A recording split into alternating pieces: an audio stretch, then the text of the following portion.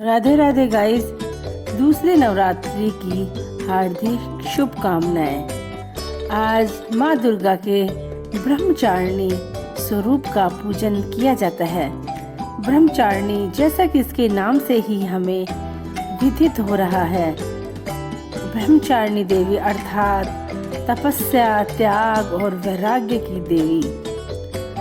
माँ ब्रह्मचारिणी की पूजा करने से हमारे तपोबल में, वैराग्य बल में वृद्धि होती है और हम तप का आचरण करने लगते हैं। माँ ब्रह्मचारिणी के दाएं हाथ में माला और बाएं हाथ में कमंडल रहता है और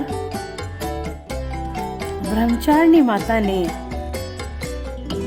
शिव जी को अपना पति स्वरूप पाने के लिए हिमालय में बहुत घोर तपस्या की थी। कई वर्ष तक तपस्या की थी इन्होंने। कई वर्षों तक फल फूल खाए, कठिन उपवास किए और सूखे बेलपत्र खाए, खाना बिल्कुल छोड़ दिया। फिर इन्होंने निर्जल निराहार व्रत किया। इनका शरीर पूर्ण रूप से कमजोर हो गया। इतनी कठोर तपस्या तो शायद ही किसी ने की होगी।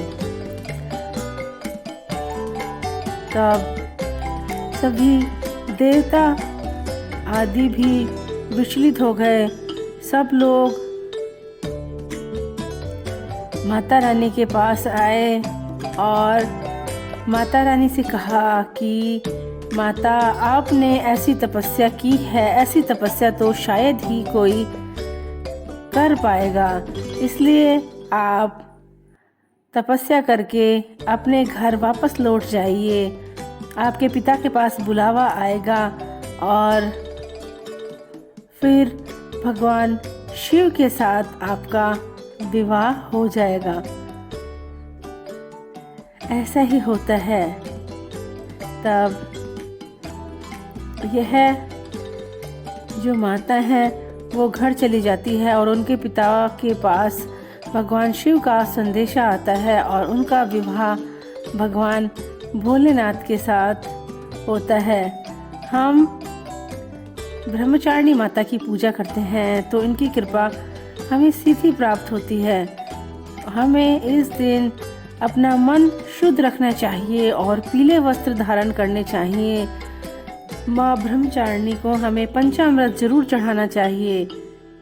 दूध से बने मिष्ठान चढ़ाने चाहिए।